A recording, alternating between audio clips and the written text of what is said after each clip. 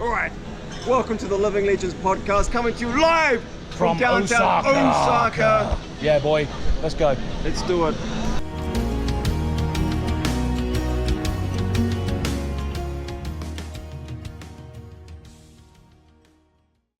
Hell yeah, when you are. Hell yeah. Welcome back to the Living Legends podcast. I'm your host for today. My name's Az from Go Again Gaming, and joined, as always, by Bill this week. How's it going, mate? That's me. I'm good. I'm good. We got some cool stuff, some hot and some cold stuff to talk about. We have, yeah. Yeah, I'm excited to see what we have in store for this week in Flesh and Blood. Yeah, definitely. And for those that are listening to us, audio version, you won't know this, but Kelly's not here today. So feeling a little bit under the weather, so wish him all your best in the comments and everything.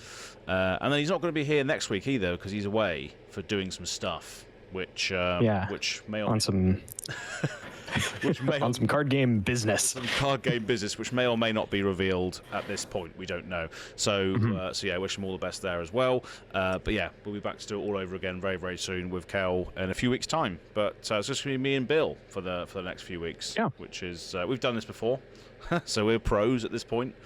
So yeah, should be fun. I'm nervous, but I think we can get through it. Oh yeah. You know, nothing good happens if you're not nervous. That's what I feel like. Exactly.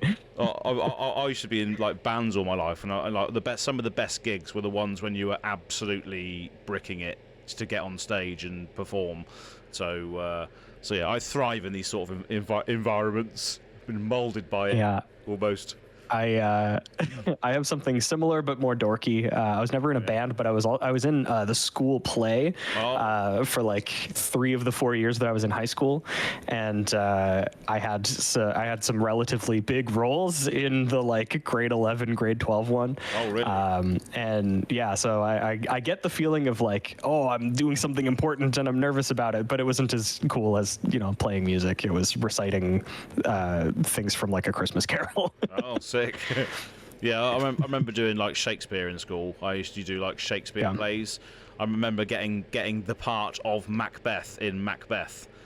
And I had to remember the whole speech of like, is this a dagger I see before me, and all this. But yeah. Alas, poor Yorick. I knew him, Horatio. Yeah, Yorick, daggers. That's Flesh and Blood related. We're tying it in, baby. Wow, what a segue. But yeah, so this episode is going to be about a few different things. Mainly the mechanics around what we know about the newest set, the Hunted, and the Marked and everything. But there's a couple of other bits as well that we're going to be speaking about today.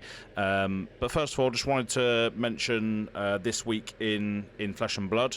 Not only for myself, but there's something else going on as well, which we missed last week, and that's just that the festive season is coming around.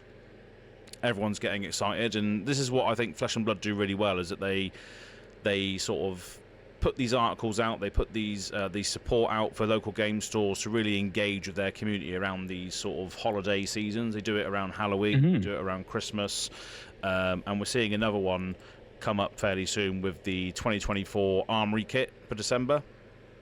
What I thought was quite funny about this article as well is that they've done a twist on the Mariah Carey classic of the Christmas Carol. It says, I don't want a lot for Christmas. There is just one rune I read. I don't care about the baubles underneath the Corsham tree. I just want to fell the crown more than your creepers could be spellbound. Make my moon wish come true. All I want for Christmas is Flesh and Blood cards. That's high quality. I like that. That is pretty good. It's a shame that the last part doesn't really fit. Make my moon wish come true. All I want for Christmas is Flesh and Blood cards. Doesn't really rhyme. But all I want for Christmas is new. Oh yeah. There we go. That's free. That's for you, LSS. Oh wow. If new came sort of wrapped under my Christmas tree, I'll be a very happy person. Anyway, but yeah, happy holidays from the LSS team, and happy holidays from us here at the Living Legends podcast. It's not quite upon us yet, but it is very, very close. Christmas always comes flying around the corner. Before we know it, another year is over, and we're going to be into 2025 very, very soon, which is pretty scary considering we started this in 21, 22. I can't remember which year it was specifically, but it's been a while. It's been a while, yeah. It's been a hot minute. But yeah, coming with these armory sort of things, the armory kits here are these new things called cracker baubles, which I think is really, really cool. So it gives you that. I think the tokens first appeared in heavy hitters, the perforated tokens. Was it heavy hitters? That was the agility. I think it was heavy hitters. Yeah, so pretty sure we had the perforated tokens, which basically means you can snap the tokens into two, and that's exactly what this cracker bauble is. It's a generic resource, yellow bauble essentially, but it says when this is pitched, you and target opponent randomly choose opposite ends of this and pull them until this breaks in half. Then each hero creates a token on the back of their half, and this ceases to exist. So that's pretty flavorful, right? You're playing a game of whatever it is, and you have these in your sealed deck or your whatever deck, and you have to, when you pitch it, crack it of your opponent and get a random token, which can be a detriment and a very, very good upside depending on the ones that you get. And can you see these 20 variations? Can you see them in front of you?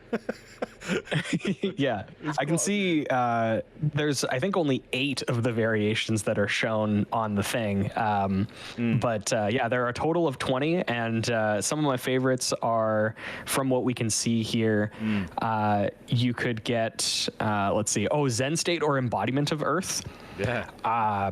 One of those is a much better defensive option than the other, and I'm not going to tell you which one. Or Diamond and Soul Shackle. I know, right? That's hilarious. Giving somebody a Soul Shackle is so funny. Yeah.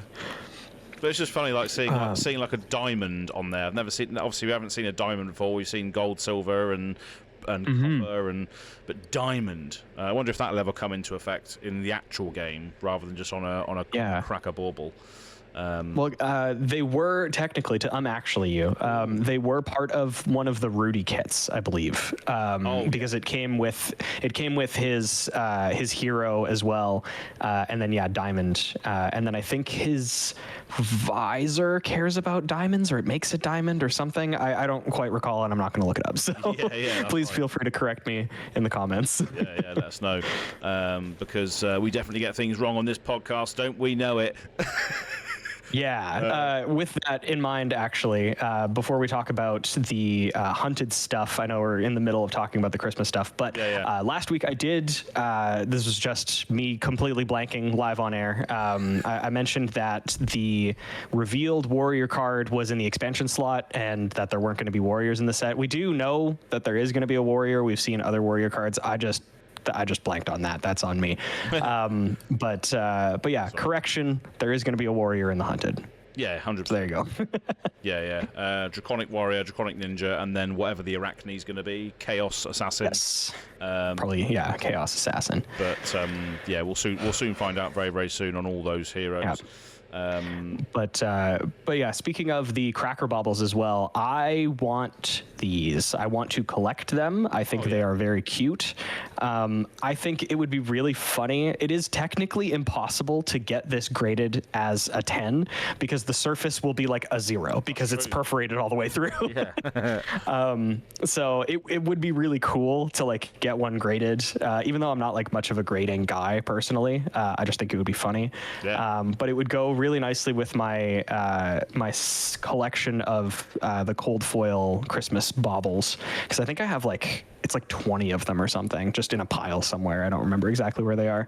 But I love these sorts of promos. I think they're super cute, and yeah, I want them real bad.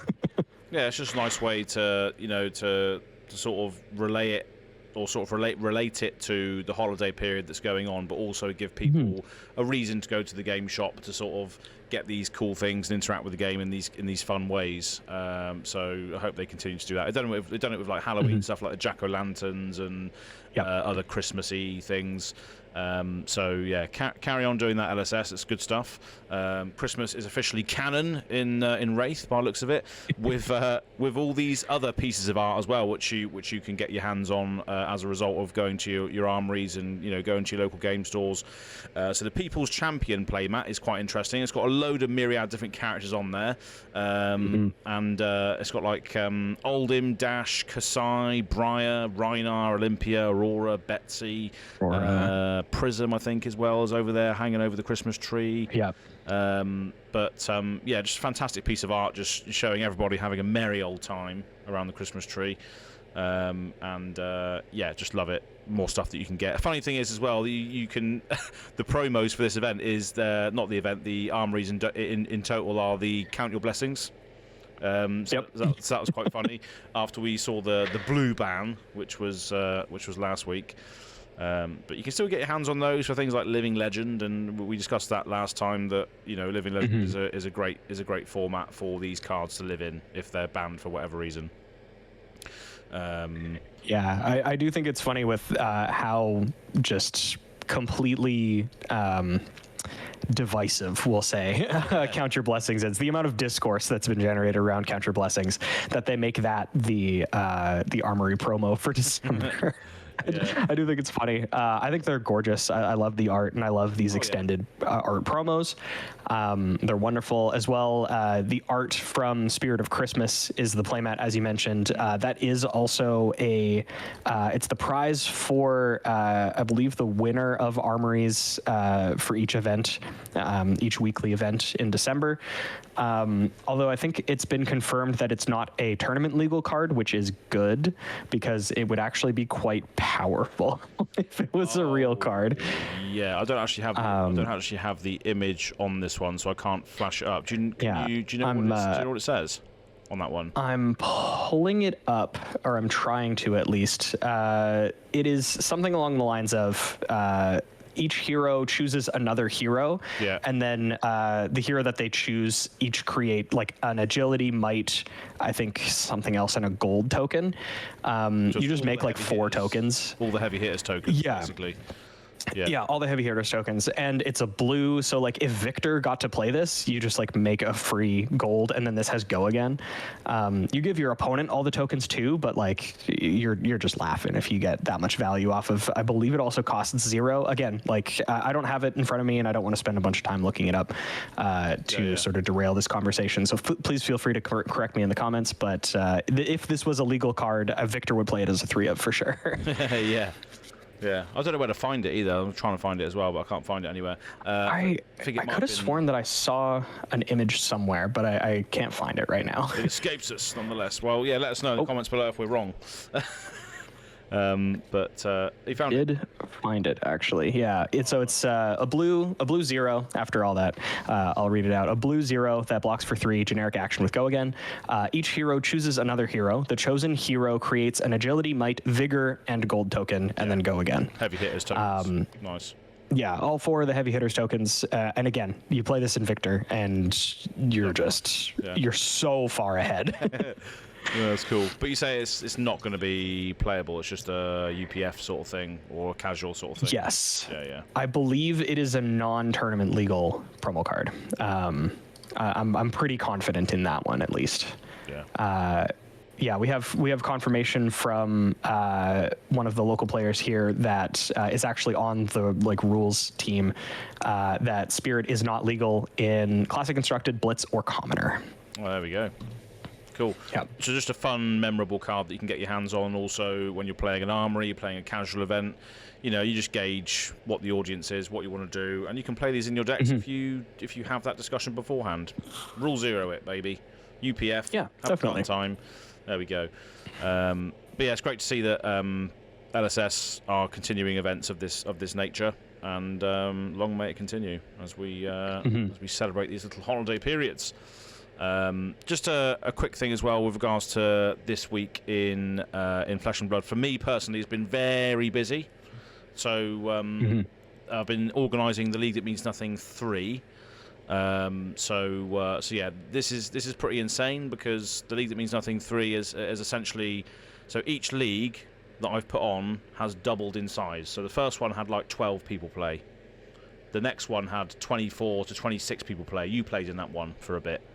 Then this one has 54 players in it. The league that 54 players in the league that means nothing 3. Oh, God. So every league has doubled in size, which is great because it shows that, you know, creating these spaces for people to play with no stakes but still have a sort of LSS backed tournament structure behind it on Gem is how people want to choose to engage with the game. If you create these spaces, people will come and play in them. So I think it's quite cool how that's caught on, and the fact it's a fun gimmick as well. It's a league that means nothing. You can come into it with no sort of expectations or goals. You can have goals if you want, but you don't need to have them. It's just a fun way to play on webcam, and not everyone can make it out to their armories or stores, or might not even have a store to play in. So yeah, I think it's and I've told you this before as well. I've told everybody on the Living Legends podcast that I think the League That Means Nothing saved Go Again Gaming, or saved my channel to a certain degree. I didn't know what I was going to do. So yeah, I think it's been great, and 54 players in this one. So that's going to be on Go Again Gaming quite soon. Not all of the matches are going to be televised this time, because that will be 27 matches to edit each round, which would be pretty insane work rate. That's a lot. 27 matches per round. I'm not sure if I'm going to be able to get round to all of those, folks, but there we go. But yeah, so good friend of yours as well, and the Irish lot, Ian, is going to be on full-time casting as well this time. So shout out to Ian. Spent a lot of time with him in Japan. Great guy, and thoroughly enjoys commentating and casting. I think he does a great job as well. So he does. Nice to have him on board again.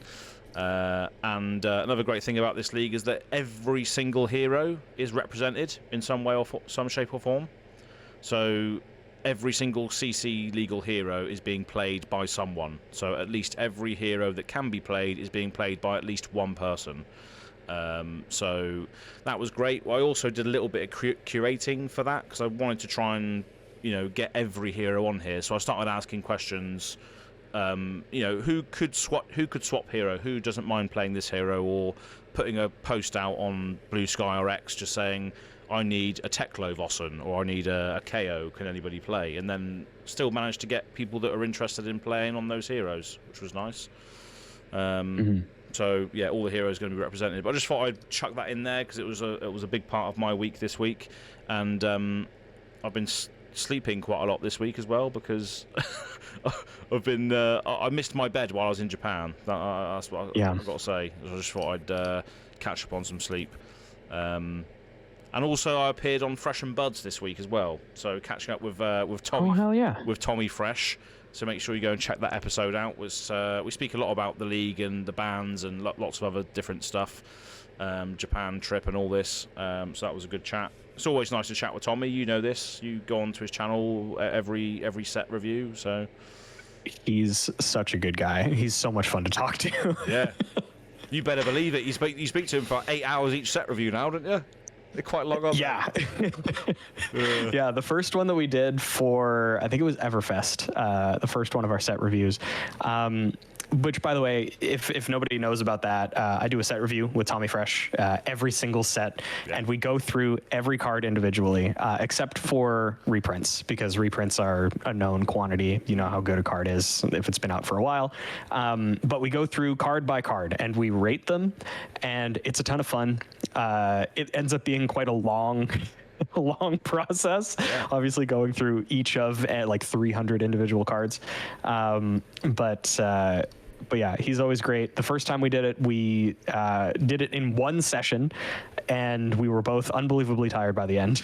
So we end up splitting it over 2 separate sessions now, which is like pretty reasonable. But even then, it's usually about 2.5 or 3 hours each time. So it's great. But yeah, he's couldn't choose a better guy to do it. He's fantastic. Shout out Tommy Fresh. Absolutely. Yeah, I just thought I'd mention that as well, because he's approaching 1,000 subscribers. I think he's on about 920 odd now. So if you haven't already done this, if you're listening to Living Legends podcast and haven't subscribed to Tommy Fresh, go and do that, because he's on the way to 1,000, hopefully by the end of the year, which would be nice. Hell yeah. But apart from that, I just thought I'd mention that in the same week as this article, because I've just been very, very busy organising all that sort of stuff and appearing on that channel, etc. But without further ado, so we can go into the hunted cards, which we sort of glossed over last week because we were just looking at the actual set in general, and Kel was mentioning his excitement because obviously Assassin was in there, and Ninja, and Warrior, and all this. Albeit we missed it the first time, but that's true. But we're going to make sure it's all good this time. So the Hunted is the new set coming out, and the sort of title of this video is "You've Been Marked." I believe. I think that's what I did. I'm just going back. I have. That's what I did.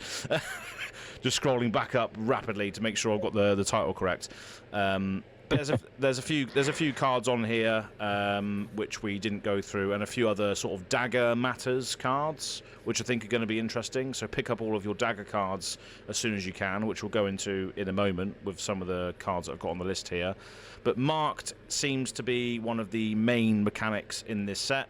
It's quite flavourful as well, because obviously this comes after Arachne has killed the Emperor, and then is it going to be Arachne that's now marked for assassination, or is it the other characters that are marked for assassination? And it turns out that it's all of them. It's all of the characters that can be marked for assassination. Now what this means is, if you are marked, it means that if you do something while your opponent is marked, or if you hit them while they are marked, you get additional benefits for doing so most of the time. There could also be things like, if you're marked, then your cards do extra things. So you might want to, on purpose, get yourself marked, because your cards might actually do extra things. So maybe you like to be chased as a result, and your cards that maybe we haven't seen yet are actually turned on because you are marked, if that makes sense. It's all speculation at this point. So what do you feel about this mechanic as it sort of stands at the moment? Do you think it's like a cool idea, being marked? I think it's kind of a cool idea. It's kind of like an A plus B combo, if I wanted to sort of distill it down into that. Because essentially there's going to be, if we wanted to talk about just some of the cards so that we have something to base our speculation off of. The one card that we've seen thus far that provides a mark is a Draconic instant for 0 called Proclaim Vengeance. And it just says, mark target opposing hero, just straight up give them the mark, and all that the mark says is you are marked until an opponent hits you. So it's kind of like an alternate to fulfilling a contract, as we'll see, but it's basically just you have this this status that sticks around until something else happens. Proclaim Vengeance also, if you mark Arachne, you gain a resource. So it's actually resource positive, specifically against Arachne, which is kind of cool. And then we have a couple of assassin attacks that kind of do the same thing, but they're, I guess, like sideboard, or maybe just for like limited purposes, but they're both 0 cost, 3 attack, 3 block assassin actions that are both red. They both have stealth. Defang the Dragon is the first one, and it has contract. You are contracted to hit a marked hero named Fang. So not only do they have to be Fang, they also have to be marked. But when you complete this contract, and it does say whenever you complete this contract, you draw a card. So you could potentially like attack them. You could proclaim vengeance on them to mark them, then attack with Defang the Dragon. I guess if they were Fang, then you would draw a card. And then because Proclaim Vengeance is an instant, you could do it again, attack with Defang the Dragon a second time, and then because the previous one is still on the chain link, you would actually draw 2 cards. Because it is whenever you complete this contract, kind of like the other contract cards. So like kind of shenanigans, but maybe that's sort of how this is going to play out. The other one that we can talk about is Extinguish the Flames, which is exactly the same, except it says you were contracted to hit a marked hero named Syndra. So there's going to be I assume more of these sort of like hyper-specific complete this contract against this specific hero, but this payoff is very strong. Especially as we've seen, because these are assassin attacks, you can play them in the new Chaos Arachne, which gives your first attack each turn, or your first stealth attack each turn go again. Yeah, so like this would just inherently have go again, which 0 cost 3 attack go again draw card is bonkers. Like that's insanely strong. Again, obviously this is hyper specific, but there may be, more generic contract marked cards that don't have quite as strong of a payoff, but are maybe a little bit more widely applicable. Yeah. So that's what I think it's neat. I'm excited about it. That's the only thing I'm thinking of though. Is like the Defan the Dragon, Extinguish the Flames. It says you are contracted to hit a marked hero named something. So it's the same. That's the only thing I'm sort of devil on the shoulder thing is like, how far does this mechanic extend past this? Because obviously you need to be able to mark in a constructed game a hero not named Fang or Syndra. You still have to mark them. So what are the payoffs for just generically marking something? So we are yet to see that. I imagine there's probably going to be some ridiculous cards that work with if you've marked a hero. Maybe if you've marked a hero and this hits, they lose the game. something like that, because another deicide, hell yeah. Another absolute regicide mode. Or regicide. Regicide, that's the one. Not killing a god. Yeah. Not yet, anyway. We're yet to see the Enlightened Strike Man on a card.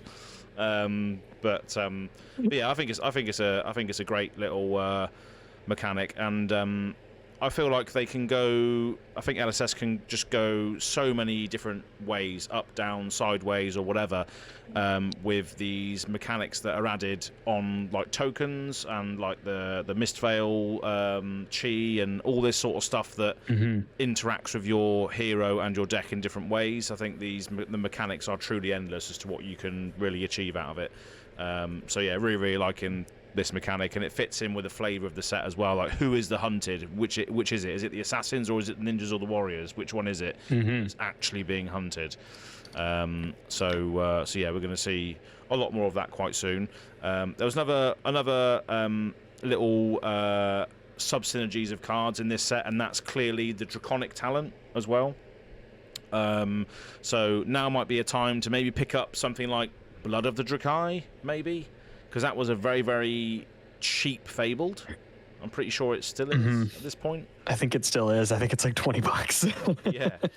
It might be slightly more than that, but I don't know by how much. Yeah, and I may be remembering or misremembering what Blood of the Drakai does. I remember it having synergy with Draconic, or is it just red pitch cards? I can't remember. So I've pulled it up here. It's the Draconic Resource Gem from Uprising. It's legendary, it's a red, and when you pitch Blood of the Drakai, the next 3 Draconic cards you play this turn cost 1 resource less. Cool. So the cool, devil's advocate way to talk about this is that it pitches for 4. Kind of. If you ignore a bunch of other things, it pitches for 4. Yeah. But this could be it, especially because one of the things that we're seeing with this return to the Draconic talent is a token called Fealty, which is created by sort of a cycle of cards. There's blood for the Drakai, for the Emperor, and for the Realm that are all kind of just step-ups from each other. So for the Drakai is a Draconic action that's a 0 for 4 that blocks for 3. Draconic cards historically and still come in red only. So, and this says, when this attacks a marked hero, create a fealty token. Not when it hits, when it attacks. So for the Drakai is like that. For the Emperor is the same stats, except it's a 1 for 5. And then for the Realm is a 2 for 6. And what a fealty token does is it's just an aura that says at instant speed you can destroy this. The next card you play this turn is Draconic. So it gives the Draconic subtype or the Draconic talent to whatever you play next. Yep. And then at the beginning of your end phase, if you haven't created a fealty token or played a Draconic card this turn, you destroy this. So as long as you're able to continue either making fealty tokens or playing other Draconic cards, you can kind of bank this for when you really need it. Yep. But yeah, very interesting and could help you out with making things a little bit easier with Blood of the Drakai. Like making things that, like you could technically discount a Command and Conquer with Blood of the Drakai and a fealty token, which I think is kind of neat. Yeah, I mean, to be honest, seeing these cards in a vacuum, I immediately go there. I immediately go there to, oh yeah, Blood of the Drakai. This will pitch for 4 essentially if all of your stuff are Draconic. And yeah, as you say, you can make anything Draconic with a fealty. So those sorts of things can happen. It's just seeing the support package around it to see if we can go that way. Yeah, I guess just to hedge my bets, you might not be able to do that. We might have to wait for rulings because maybe the game doesn't see that this thing that you're about to play is Draconic for the discount to happen. It depends on how discounts are applied and whatever. Maybe. So take that with a grain of salt. But that's my deck building and theory crafting brain kind of spinning right now. Yeah. But it's cool to. But it would be really cool. Yeah, exactly. It's cool to evaluate as well though, because again, the fealties, they just say instant destroy this. The next card you play this turn is Draconic. So if there are other Draconic payoffs that might mean that you're turning your Command and Conquer, your Draconic Command and Conquer into something even worse through the fact that it's now Draconic and getting buffed maybe by other things, that's cool things to speculate on. So yeah, it's just definitely worth mentioning this as well. I didn't even see these other cards for the Drakai, for the Emperor, for the Realm. I don't know where they were spoiled, but they're on Fabrary because Fabrary are on. Yeah, they were. I do remember seeing them. I don't remember when they were spoiled, but I do remember seeing them somewhere. Yeah. The thing that's kind of nice about turning just random things into Draconic stuff is the previous stuff from Uprising. Like their, their stuff. Does Phoenix Form care about Draconic? It does, doesn't it? It just cares about specifically Phoenix Flames. Oh yeah. Nice. But there is something like Rise from the Ashes, which gives your next Draconic or Ninja attack +3, and then you get a Phoenix Flame back to your hand. There's something like Uprising, which gives your next 4 Draconic attacks this turn +1. Oh, yeah. There's classic things like Cinderskin Devotion or Lava Vein Loyalty, which just care about the number of Draconic chain links that you have. Like there's things that interact here, which is actually quite nice. We'll see if there's additional support. Obviously, there will be additional support, but we'll just have to wait and see what that actually looks like. Yeah, exactly. And then the one example from the actual set here is Art of the Dragon Blood, which is a 0-cost 3-block ninja attack action, or ninja action attack, which attacks for 4. And it says when this attacks, if it is Draconic, which obviously fealty would grant it, it gets go again, and the next 3 Draconic cards you play as turn cost 1 less. That sounds pretty good. That's like a Blood of Drakai on an attack, basically. So yeah, Art of the Dragon Blood. With sick art from Thomas, but yeah, that's basically the payoff. One of the payoffs there is if it's Draconic, because of the fealty, you get this, and similar to the marked mechanic as well. If you're marked, you get this. So it's very much A plus B, as you were saying earlier. But yeah, that's going to be the thing to look out for these, is like how easy is it going to be to generate marks in a way that doesn't set you too far behind, because obviously like you could play something like the Proclaim Vengeance. You could play that in just any Draconic deck, but you only get the maximum value out of it if you're marking Arachne. Other than that, it's just a 0-cost card that's kind of dead that it enhances your next thing, which is not for nothing. But you might just want like a 0 for 4 go again instead. Like if you were just playing a Scar for a Scar, it might do more. So I assume there are going to be different ways to mark heroes. It's going to be things that are built in, maybe a piece of equipment that also marks heroes.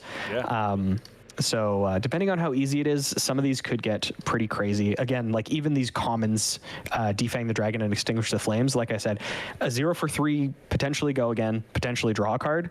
If you hit those things, that's a crazy card. That's very good. Yeah.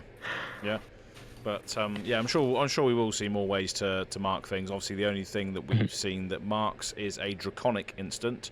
So there probably would need to be, you know, not warrior, assassin versions of being able to mark things, because the assassin is going to be Chaos Assassin, whereas Draconic can be accessed from Draconic Ninja and Draconic Warrior, which have been revealed. So we got Fang and Syndra.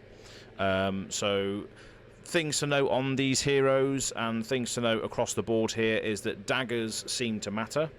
So if you look at the hero art for Fang, he's got 2 daggers, one in each hand. So it looks like he's one of dual-wield daggers. And then Syndra is throwing knives, basically, on the art. So it gives you that sort of flick knives vibe, or, you know, whenever a dagger hits, you get the on-hit effect. It seems like you're going to be doing a lot of that. So we're probably going to see some fresh new daggers in the set as well. So that begs the question of what dagger support already exists. So I looked on FAB, as we always do, with regards to when we check out cards. They've got a 6 site here, and there's quite a few different cards that care about daggers. And another one of these cycles was from a source I don't know, which is the stances. So have you got these in front of you as well? The stances. The stances. Let's take a peek. But they come in blue, yellow, and red versions. So here we go. So yeah, we have the warrior stances. These are all auras that cost 0 and have go again. Flurry stance is the red one, blocks for 3, and at the start of your turn, destroy this. Then you may attack with each dagger you control an additional time this turn. So kind of, yeah. Similar to, actually, it's kind of funny. These are just the modes of Blood on Her Hands, but for daggers specifically, which I think is very intriguing. Yeah. Because Flurry Stance gives you an additional attack with each dagger. Agility Stance is the yellow one that gives, at the start of your turn, destroy this. Then your dagger attacks get go again this turn. And then Power Stance is the blue one. At the start of your turn, destroy this. Then your dagger attacks get +1 this turn. That's pretty sick. I didn't realize. So, yeah, like some of these are, like, I think the Agility Stance is going to be potentially extremely good. Giving your attacks just go again blanket for the turn is very strong. Yeah. Imagine if you stacked some of these stances together as well. If you managed to lay if you got a great setup turn, you draw more on your first turn. You just lay them all down, and then you're just going off to the races on your actual first turn. That'd be hilarious. You just draw like 2 Flurry Stance, Agility Stance, Power Stance. You just show your opponent your hand on turn 1. Oh wow! And then you play multiple. And then on your next turn, you get to attack with your daggers 3 times each. They all have go again, and they all have +1. Wow! Yeah, that's pretty cool. That'd be cool. Yeah, love it. So yeah, they're pretty flavorful cards as well. There's a lot of games and sort of RPGs and archetypes of characters out there that do care about being in a certain stance to get a certain buff. So I think there's a D&D class that cares about it. Maybe it's like Samurai or some form of the warrior class that cares about if you're in a certain stance, you get buffs to your attack or defense or whatever, or your saving rolls. So I think that's really, really cool. I think so. That they've included that in there. And then there's a load of other Dagger-esque cards as well, which might be worth getting. So there's a few from like Outsiders was a set which had a load of Dagger support in there, but it wasn't really fleshed out enough. So it might be worth going back to Outsiders and picking up things like Knives Out, which is simply your daggers get +1 this turn. A blue pitch 0 block. A blue pitch 0 cost 3 block, which can just buff your entire turn if you're attacking with daggers multiple times. And things like, which is also quite interesting, the fact that Outsiders also had Assassin and Ninja in the set, also has little pieces of equipment like Blade Cuff, which says pay 2, destroy it, your daggers get +1 this turn, go again. So there's quite a few little bits in Outsiders which you could go back and have a look at, which do care about daggers, like bleed out as well, stab wound, lots of dagger-esque payoffs, which could be in these dagger-esque decks in sort of constructed or blitz. But yeah, definitely worth going back and just chucking in the word dagger to Fabrary and seeing what things you can find. Slice and Dice, an absolute classic warrior card which cares about sword or daggers. Getting the 0 for 4 across 2 attacks is always a good one. Big fan of Slice and Dice. And then there's a few other cards as well which care about daggers as well, which were again spoiled from a source I don't know, but Fabrary has it nonetheless. So another card is called Blood Runs Deep, which is a Draconic Ninja action attack. This costs 2, blocks for 3, attacks for 2, but it costs 1 less to play for each Draconic chain link you control. So again, paying off potentially fealties or turning your things into Draconic attacks. And it says when this attacks a hero, each dagger you control deals 1 damage to them. If a dagger is dealt this way, if damage is dealt this way, the dagger has hit, then destroy the daggers. So the art on this is just sick as well. It's like all these daggers raining from the sky that are all on fire. So fantastic art as well. But that sounds pretty good. Just being able to chuck all of your daggers which you control, just deal 1 damage, and then they all class as hitting as well, which is pretty sick. Yeah, if we get daggers that are Draconic at base, you could attack with both of them, then attack with Blood Runs Deep, hit with both of the daggers again, and then end with like a stab wound. And daggers potentially, assuming all has gone well, have hit 4 times. So stab wound is a 0 for 6. Yeah, like that's a good combo. Yeah, that sounds really fun. And then obviously you're not even counting what the on hits the daggers in this set might be, as well. Exactly. If they're fiery daggers like this chap's got on the mountain here, the mountain side, they're fiery daggers. Maybe when they hit, they do like a searing shot effect. If this hits target, the opponent loses 1 life, which would be awesome, to be honest. Like all this ping. Yeah. It's like that's like burn, isn't it? Magic burn, where you're just doing loads of pings or shocks and stuff to just kill your opponent quickly. Yeah, that would be pretty red to do that. Yeah, in Magic. And it definitely looks like a red set here. Blood Runs Deep. And we got another one as well, which cares about daggers, again, from an unknown source. It's probably on an article or a video somewhere or promo somewhere. Long Whisker Loyalty, which is Draconic Warrior attack reaction. So this is going to be for Fang in the set. Blocks for 3. It's a 0 cost red. For each Draconic chain link you control, again, more payoffs for Draconic chain links. Choose 1. So for each Draconic chain link, choose 1. Target dagger gets +2. You may attack with target dagger an additional time this turn.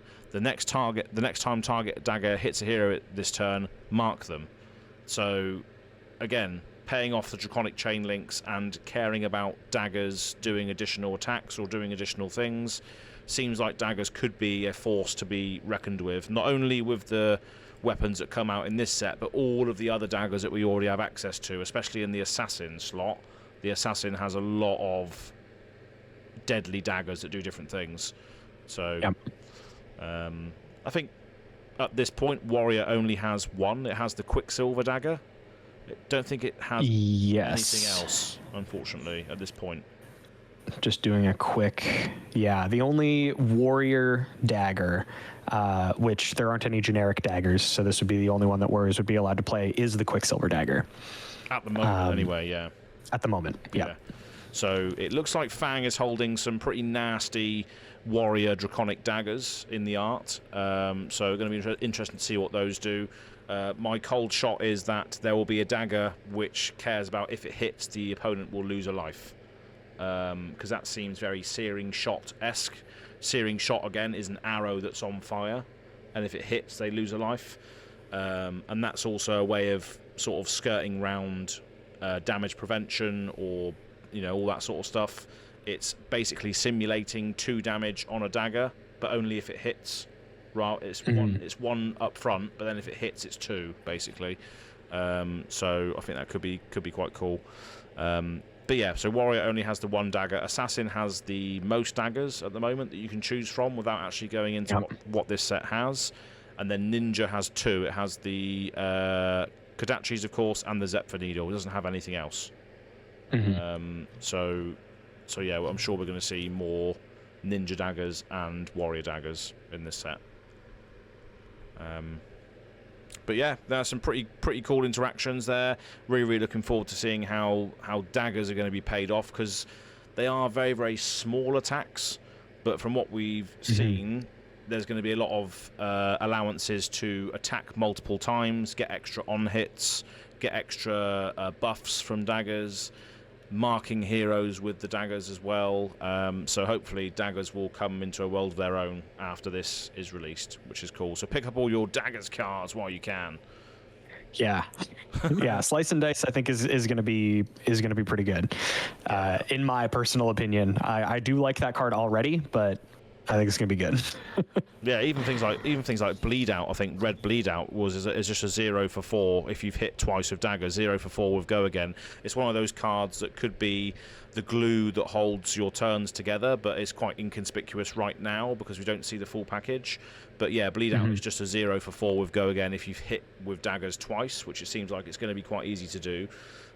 Similar to how Aurora's Starfall strings her turns together, because most of the time you're not going to want to block a Starfall for 2. It just holds the glue holds the turn together. So I reckon Bleed Out could sort of work in a similar way. But we will see. Razor Reflex again is one of those cards as well. Another generic card that pumps up swords or daggers by +3. So that's another classic that you could actually use in these sort of decks as well. Oh yeah, there's one other one as well which we missed. Tarantula Toxin. Which is a assassin attack reaction, blocks for 3, costs nothing to play. It's a red. Choose one or both. Target dagger gets +3. This is attack reaction, or target card defending an attack with stealth gets -3 at the end of turn. So that's quite cool. Tarantula Toxin. Yeah, I don't know. I love these types of attack reactions that just. I don't know. They help you just do really annoying things. Oh yeah. Like the fact that this is like either dagger attack gets +3 or it does the assassin thing of shrinking a blocking card. Both really good options, especially at 0 cost attack reaction. Yeah. Like, you know, sometimes you will use a Razor Reflex to give a dagger attack +3 in somebody like, I mean, in Blitz Ira, that's something that I did a lot when you're not giving something Go Again. But like, this is 0 to give target dagger attack +3. That's already a really good rate, man. Like, that's really good. Yeah, that like literally all my favorite cards from sets most of the time are 0 for 3 reacts. With a conditional thing, like the wager ones in heavy hitters. Take the upper hand is a 0 for 3 on a wager if something's wagering. So the fact that this is a 0 for 3 just on a dagger, there's no other prerequisites. Just has to be a dagger, which you're entering the battlefield with anyway most of the time in these heroes. But you've got the other thing is of target card defending an attack with stealth gets -3. That's target card, so that could be used on equipment to maybe cover up breakpoints. And suddenly you're just like, nope, sorry, you're not going to be able to block with that equipment or whatever. Is really useful, I think. So it's going to be cool to see how that works in the larger game. There is actually, just to talk about one final spoiler from The Hunted. Yep. Try to find it right now, but there are a couple of attacks that care about being draconic. There's one that very specifically, I think it's on the last page here. Yeah, here it is. So there's more. We talked about Art of the Dragon Blood, which, apparently on February it has been revealed to be a Majestic. I think in the thing it's shown as a promo, but it makes sense to be a Majestic because it's really strong. Very good. Yeah. Like 0 for 4 Go Again, technically add 3 resources. Pretty good. But there is also Art of the Dragon Scale, which is a 1 cost, 5 attack, 3 block.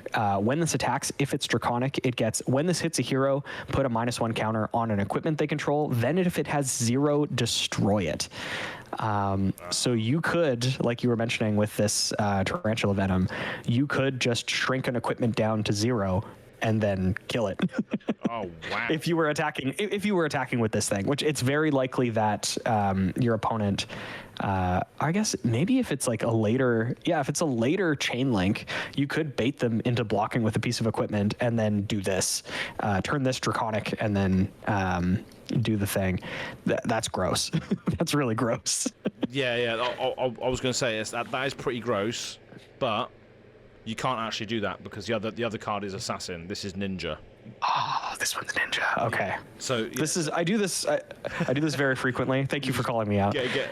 Gets very, very excited and suddenly, but yeah. So that would be ridiculous if you could do that. But maybe we'll see other Ninja things that do that. But I was just going to say, like, Ninja turning into Jarl Vatrady can blow up equipment. Oh my God, what's going on? Yeah, that'd be gross.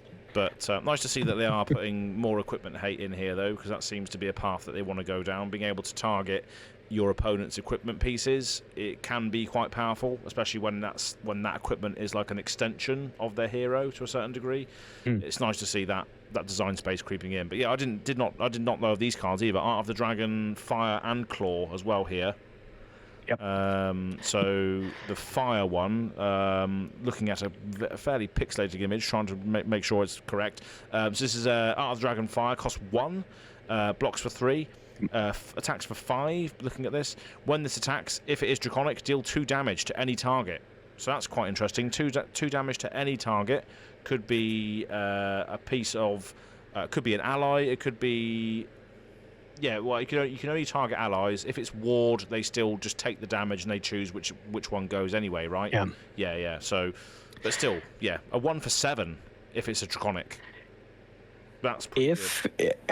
It's pretty funny. If there's a way, I don't know that there will be. In fact, it feels unlikely that they would. But if there's a way for Ira to make something Draconic, then this could be a 1 for 8. Wow. Because you could have this be the second attack, so it gets +1, goes to 6. If it's Draconic, deal 2. If there is a way in this that is just like generic or warrior, or no, sorry, if there's a way that's generic or ninja to make an attack Draconic, this is a spicy one for Ira, and I like that a lot. Yeah, that's pretty cool interaction. But yeah, it wouldn't surprise me if there was a ninja card that said you get Draconic stuff, maybe. It wouldn't surprise me. And then we've got the last one in this particular cycle, which is Art of the Dragon Claw. Do these all cost 1? They do, don't they? Yes. Wow. Yeah, they're 1 for 5s. 1 for 5 if they're Draconic, they get extra things. That's cool. Yep. And whoops, I just clicked off of our chat, so I'm going to have to go back in and full screen it because people are going to see my Discord call. There we go. Yeah, so the next one is Art of the Dragon Claw. So again, 1 for 5, blocks for 3. These must all be Majestics then.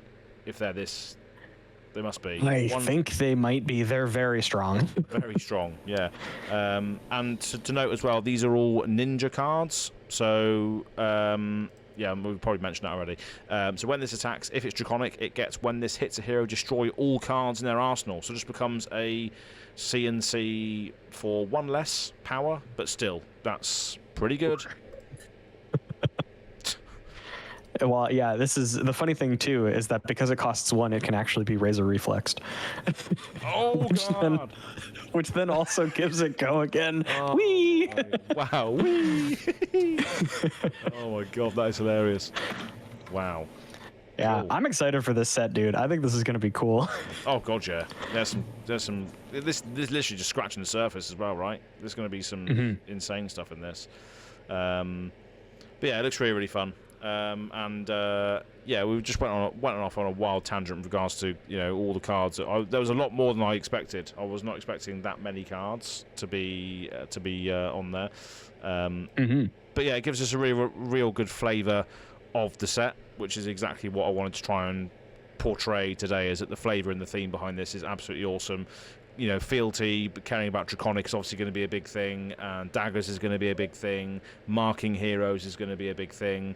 So there's going to be quite a lot of threads that you can pull upon on this, and that could probably work in the limited and sealed environment as well, having all of these different ways to build your heroes, which are going to be quite cool to see play out, especially in the sort of pre-releases and the sealed events and stuff. Building your sealed pool is going to be quite fun, I imagine, with all this.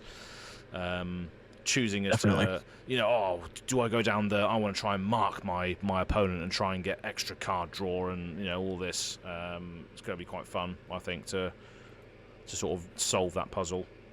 But yeah, that's pretty much all we've got for the hunted stuff so far. And the only other bits of cards that were released recently were just a few things that we didn't know about when the Jarl deck was released. So we covered it maybe 3 or 4 episodes ago when it was first released, and we saw a couple of the Jarl specializations, which like fetched for mangles and stuff like Guardian blocks that were released at the time. But now we do have the full deck list. It is coming out in 9 days time when we're filming this. Well, 9 days for me at least, because it's just gone past midnight here in the UK. So 9 days time, on the 29th it's being released. That's another funny thing as well, going back to a league that means nothing. We do have 3 players registered to play Jarl Vatradi or Vatrathi in the league, so we are going to see a couple of Jarls being played after this deck gets released. But there was a few cards, we haven't seen or haven't really spoken about yet, and it's mainly the pieces of equipment that come in the set, which were revealed recently, which we haven't touched on. So we might touch on those quickly, if you're happy to do that. Absolutely. So just to recap on what Jarl does, because it's been a few episodes. So it's an Elemental Guardian hero, comes in the new Armory deck Origins release. So there's probably going to be a few new heroes introduced this way into the game. Elemental Guardian hero, standard health 40, intellect 4, and it has essence of earth and ice, so you may play earth and ice cards in your deck, which is cool. So it's basically like the same sort of Oldim text, and this makes sense because Jarl is an Olin from the lore. And then it says whenever you play an ice card, so any ice card you play, whenever you play one, create a frostbite token in an opponent's exposed head, chest, arms, or leg zone. A zone is exposed if there is nothing in or equipped to it. So what Jarl wants to do is make sure that there are exposed... He wants his opponents naked, basically, is what I'm trying to say. He wants to destroy parts of their armor and then frostbite those exposed areas, which is a very, very flavorful thing. Because if you're in Antarctica and you have no clothes on, you will get frostbitten. So I think that's a really, really cool piece of theme, is that you want to destroy the armor and then frostbite that exposed area. So whenever you play an ice card, if there is an exposed area, they get a frostbite token, which obviously taxes things. So a really, really cool hero. What we haven't really discussed yet is the equipment pieces. So the first thing is his huge weapon. Do you want to read this one out? Have you got that in front of you? Definitely.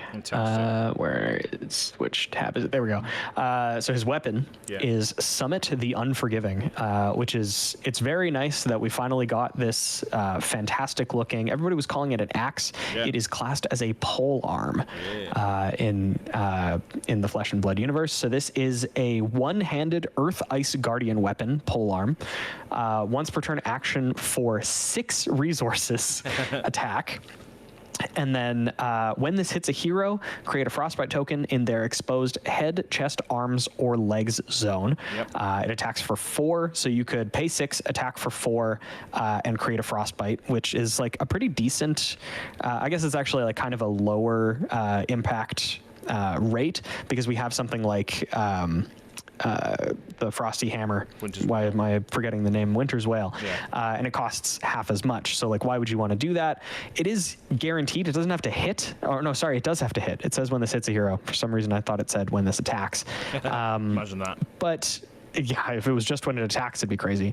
But this does also have an additional line of text called Heavy, which is, I guess, a keyworded ability. If this is the only card equipped to your weapon zones, it gets +2 attack. So this would become a 6-cost, 6 attack, potentially frostbite. I guess you don't have to pitch a specifically ice card for it to have that on-hit effect. It is always frosty. It's always frosty. So yeah, very interesting card. Obviously the rate is pretty large, but if it's the only thing you have equipped and you're playing any of the like Guardian auras that give your next Guardian attack plus whatever, or if you play this with like Terra Sunder and give it Dominate and +1, like I think it's pretty good, especially with how defensive Jarl will likely want to be. With this, you keep 2 cards back, and you get to swing in with a pretty big axe, a pretty big polearm, if this is the only piece of equipment that you're running. So I do like it. I think it's cool. Yeah, especially when you get to that end game as well, when you have destroyed their equipments, or you've destroyed maybe one or two of their equipments, and you're then swinging in maybe a 6 attack weapon. At this point, you're then forcing your opponent to be like, oh, okay, maybe I should block with cards from hand, because if I don't block this, my next turn is going to be slightly slowed down because of the frostbite. So it's just giving that decision to your opponent after you've blown up some of their equipments with the mangles or the exposed sea elements that come in the deck. It's the longer you fight against Jarl, the more difficult it's going to become, I think. And I don't feel like it's going to be a slow and grindy death. There's going to be a moment where Jarl's just going to be able to pummel you after he's frostbitten you, I think. You're just going to lose too much tempo from having to pay the frostbites that he keeps giving you into your exposed areas, that he's just going to whack you over the head with this summit. And another cool thing I want to mention just before you say something else on this is there was a Legend Story Studios video recently on their channel, and Carol was playing this, and there's an interesting interaction with this. Is that it's an Earth Ice Guardian weapon, pole armor, but it says one-handed. So basically, what that means is you enter the arena with this and a shield, but when your shield dies, you then equip it in 2 hands. I just pieced that together as you were saying that, because it doesn't say like, you know, if this is the only equipment that you have or whatever. Once your shield gets destroyed, you get to hit harder with it, so you do get the best of both worlds. That's intriguing. I was misreading that. It's cool, isn't it? I like that a lot, because you could play that with Stalagmite, and after you've cashed in the 2 frostbites and the 3 block that you get from Stalagmite, now Summit is even more unforgiving. Oh, hold on a sec. So can you still play Stalagmite in CC then? Can you?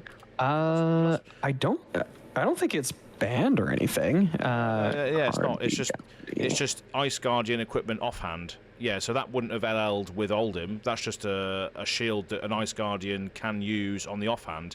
So yeah, that is vile. I completely forgot about. That's really gross. I completely forgot about Stalagmite. Yeah, because that makes sense. So if you haven't got Stalagmite yet, I would recommend getting it just for this deck if you do plan on getting it, because that is just a simply better shield than the one that's in the deck. The one in the deck is Steel Braid. That's a slam dunk.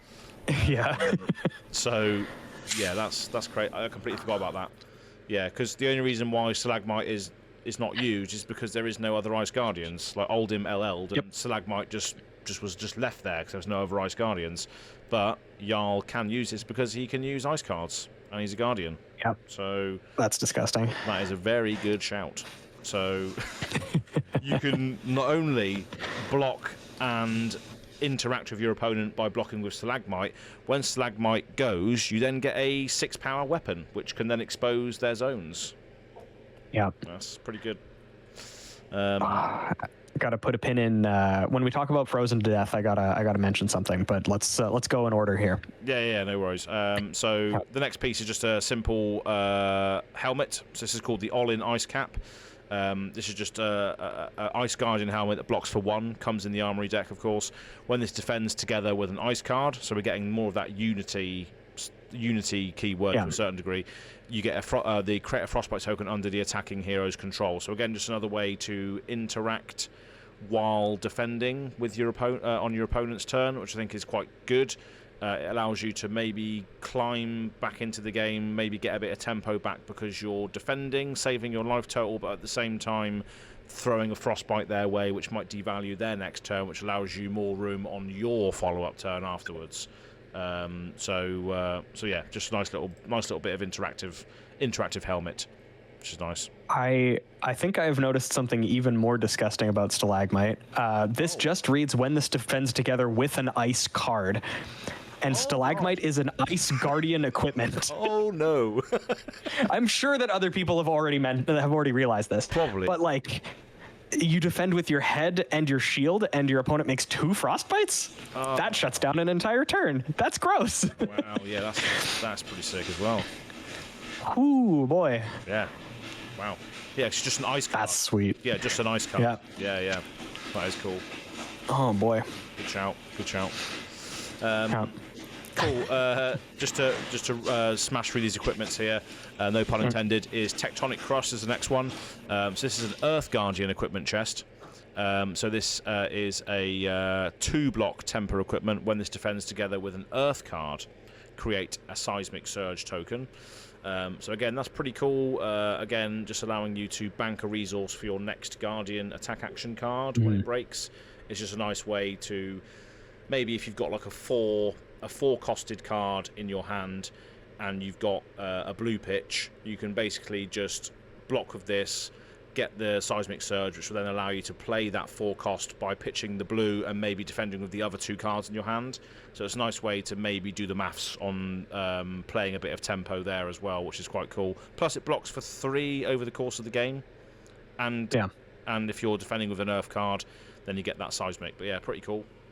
Cool art as well. Yeah, it blocks for 3. If you're doing the correct blocking, it also generates 2 resources. And Mangle, which is his like signature card, does happen to cost 4. Exactly. So like you're saying, that 4 to 3 breakpoint is very big. It allows you to defend really aggressively. And if you have like Mangle in your arsenal or exiled banished, through other effects that are in the deck. Yeah. Then you can just remain with 1 blue card and still come in with a big Mangle, which is always going to be pretty powerful. Yeah, exactly. Especially because, as well, that card that you're on about, the one that blocks, that block basically replaces itself because it goes and fetches the Mangle to then banish, so then you can play it. So if you do have that 1 blue left after you've done the Seismic Surge, by blocking with this and the other Earth card that you've got. A lot of the Earth cards block for 3 as well, so you are conserving quite a lot of life and still then throwing back a 4 attack through the Mangle or maybe something else that you've got in your arsenal or whatever and constructed. Then yeah, it's pretty good. So the next one though is an interesting point of contention because it's a legendary in an Armory deck, which is an interesting addition to an Armory deck. So if you're going to your local Armory, you need legendary cards. Is that what this is saying?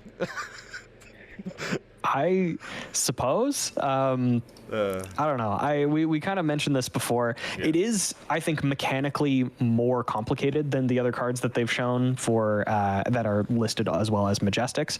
So I think from a design standpoint, it makes sense for this to be a legendary. Yeah. From a product standpoint, I'm not sure that I super agree with it, but it is like, this is what a legendary card would look like if it was printed in just like a regular set, for sure. Very much so. But yeah, it's pretty cool card nonetheless. This is Gauntlets of the Boreal Domain. The first thing I think of that is Dark Souls, the Boreal Valley. But there we go. So this is a Earth Ice Guardian equipment arms. So blocks for 2. That's temper. So it blocks for 3 over the course of the duration. Once per turn action, pay 2. If an Earth card is pitched this way, your attacks named Mangle get +2 this turn. If an Ice card is pitched this way, your attacks named Mangle get Dominate this turn. Go again. So is there a way to do both? I'm sure there would be, wouldn't there? If you pitch 2 reds, I guess. Yeah, you would have to pitch 2 reds. As printed in the deck, you can do that because they have both red Earth Form and red Icy Encounter. It's not the most efficient way to use the cards in your hand. I think generally the like preferred mode for this is probably going to be Dominate, at least in the deck as printed.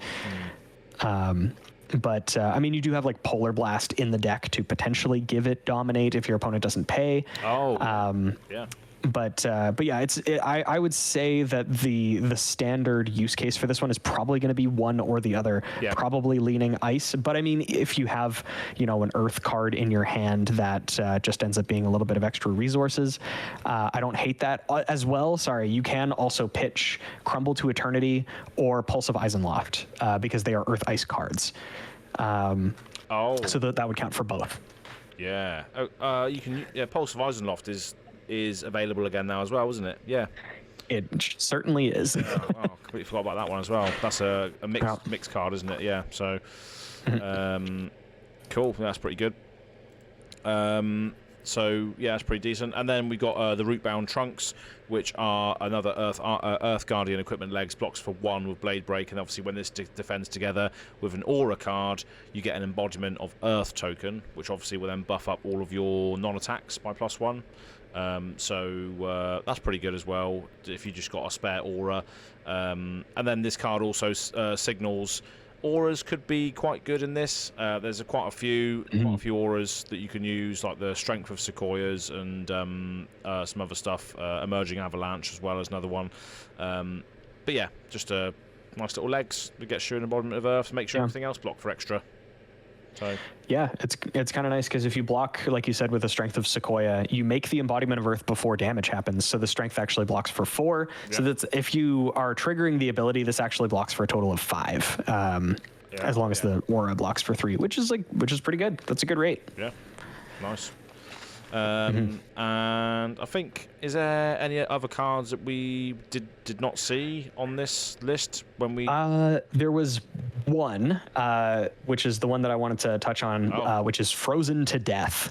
I believe we didn't know about this one previously, but it's what the last revealed Majestic. We may have seen it before, but I don't recall it, so that's the only reason I'm bringing this back up. Yeah. But it's an Ice Guardian action. It's a blue that costs 3 and blocks for 3. And it has Ice Fusion. If it was fused, you may destroy an equipment with a -1 counter, and then you may create a Frostbite token in an exposed head, chest, arms, or legs zone. This card is gross because it's a blue that blocks 3 at its very base, which obviously Guardians love. It is a completely non-negotiable exposed to the elements that because with exposed to the elements, the equipment gets destroyed unless your opponent pays 2. Obviously, exposed to the elements also puts a -1 counter on it, but with Jarl as a whole, I don't think you're going to be necessarily hurting for ways to put -1 counters on equipment, especially because at the very base, you're throwing huge damage attacks at your opponent, so they're going to block with something at some point. It's not going to be a very winning strategy for your opponent to just take all of the damage to prevent their stuff from getting destroyed. But the other thing that I didn't consider when I was reading this, because I just didn't have Jarl's hero card up, is that this is also an ice card. So if this is ice fused, you create 2 Frostbite tokens as long as they have 2 exposed equipment zones, and you also do this thing. This is such a back-breaking effect, and it's probably like, if your opponent has the 2 exposed zones, like you were mentioning, there's probably like a turning point in the game for Jarl. It's when they resolve a full value Frozen Death. Like I think you don't come back from the game if they do this. No. It's pretty devastating. Yeah. If you're just doing all of your stuff and then being like Frozen to Death, you're just clogging up their entire turn, maybe taking out their last piece of armor, and then from there, every ice card you play is going to be able to clog up different exposed zones. So yeah, it's pretty nasty. Yeah, I feel like there's going to be a lot of turns against Jarl where your opponent just passes and draws. There's going to be a specific point in the game, like you're saying, where it's just there's nothing that they can do, and then it just gets worse and worse as time goes on, much like Frostbite. Yeah, I'll tell you what else gets worse as time goes on as well. Is the Gauntlets of the Boreal Domain is a once per turn action, so you can basically buff or dominate things every single turn. So that is your that's the Gauntlets is basically your win con towards the end of the game, is dominate. You've basically got Bravo's ability on a Gauntlet, which is absolutely insane to think of. You're just Bravo. It is specifically for cards named Mangle. True. Which is relevant. I was going to say, Yeah, it would be crazy if Bravo's hero ability was just power crept and put on a card that blocks 2. But yeah, I mean, even with that, you use this ability a maximum of 3 times in the game, unless you're playing something like Remembrance to reshuffle them. But even then, giving them Dominate 3 times is still crazy. Especially again, as the game goes on, as you're destroying their equipment, they become harder and harder to block. So you just get to keep. They also play into the next one, because if your opponent's blocking with equipment and they're putting -1 counters on it, then the Dominate just starts hitting for damage instead of like mattering to prevent them from blocking with that, because they just won't have equipment left. They'll just be naked.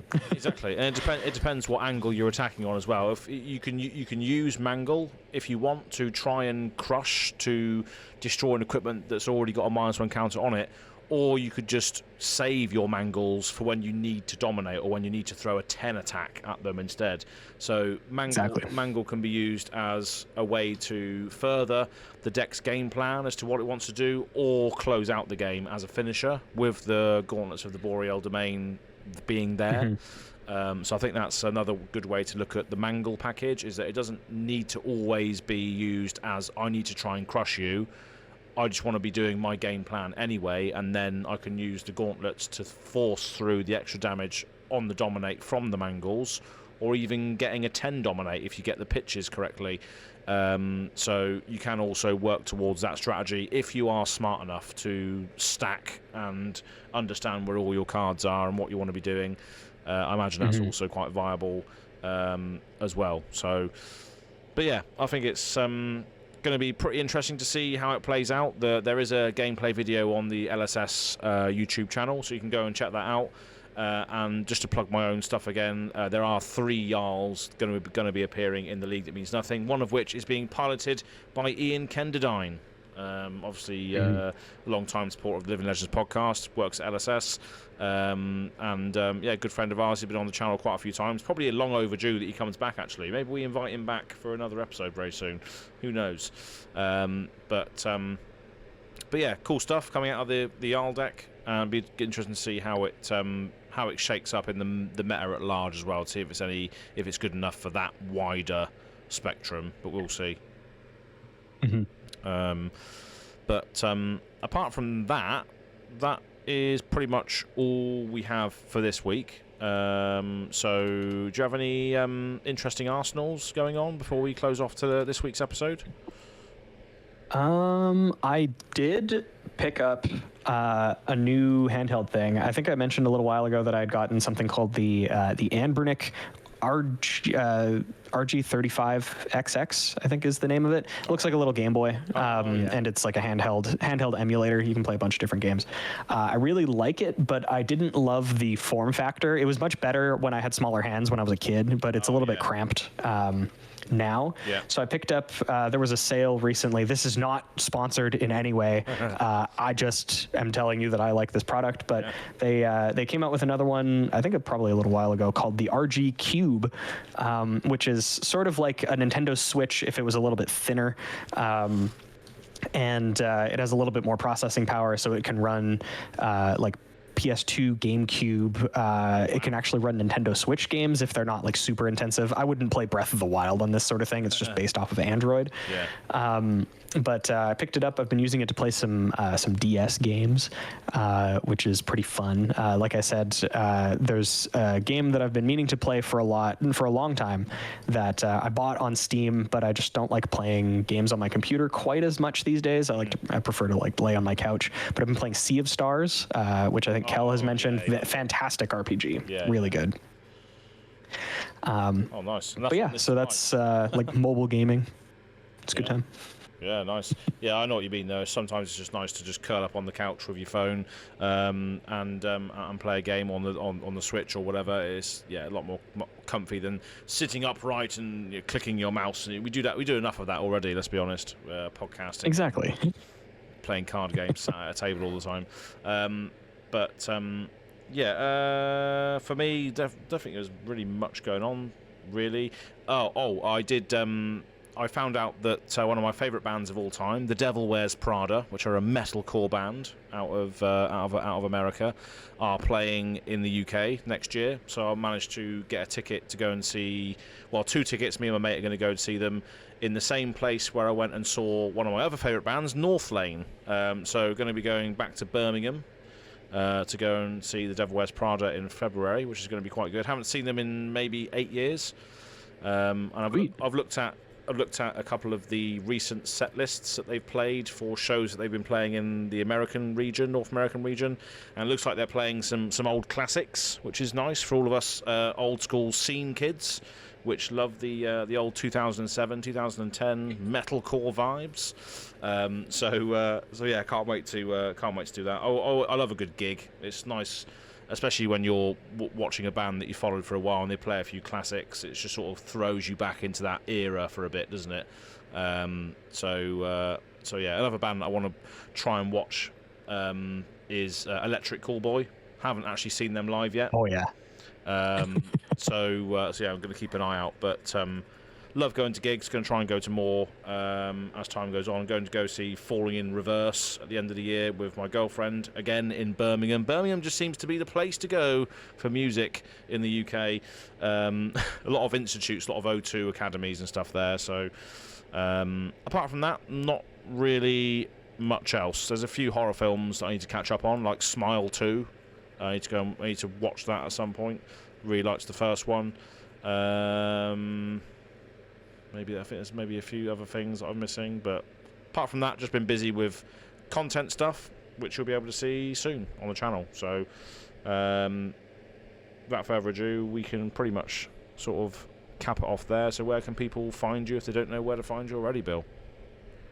Well, I am Bill from the Spike Feeders. You can find me on social media at BillTSF, or if you're on Blue Sky, bill.spikefeeders.com. I post stupid stuff infrequently, but feel free to follow me. And you can also find me on YouTube at the Spike Feeders or the Spike Feeders FAB. I am in talks with a good friend of the channel, shout out Zen State Fab, Jay.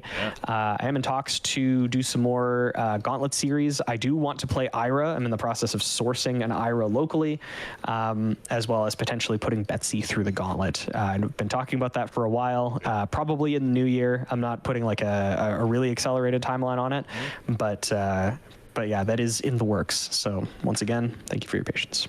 Yeah, definitely. Zen State as well is competing in the League That Means Nothing Season 3, so he's going to be on signature Vincent deck. So you can see a bit of Vincent action from Jay in the League That Means Nothing, and yeah, that leads on to me, I guess. So yeah, Go Again Gaming is my channel. Slowly approaching 2,000 subscribers, so hopefully we can get there towards the end of the year. We will see. I'm hoping that this league sort of pushes me over that limit, because it's been quite well received this time round. I've already mentioned it a few times, so I'm not going to mention it again, but Jay is in it. I just thought I'd mention that. But yeah, on the socials, Go Again Gaming AZ. Blue Sky is Go Again Gaming AZ.B Sky or whatever it is, but you can just find me on there. If you just click in Go Again Gaming, you'll see me straight away, my stupid face holding a strong 0. But yeah, that's another space which is really growing. A lot of people are spending a lot more time there, and it's definitely a better place to be because there's no ads there or anything. There's just so much nicer on Blue Sky at the moment. The experience is a lot better.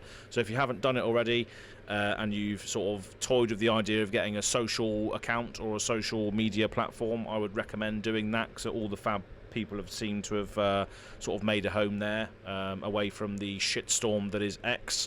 But you can continue to find a lot of us on there, but for how long, we don't know, so we'll see. But that's pretty much it for this week's episode. Thank you very much, everybody. Cheers, Bill, for coming along this week.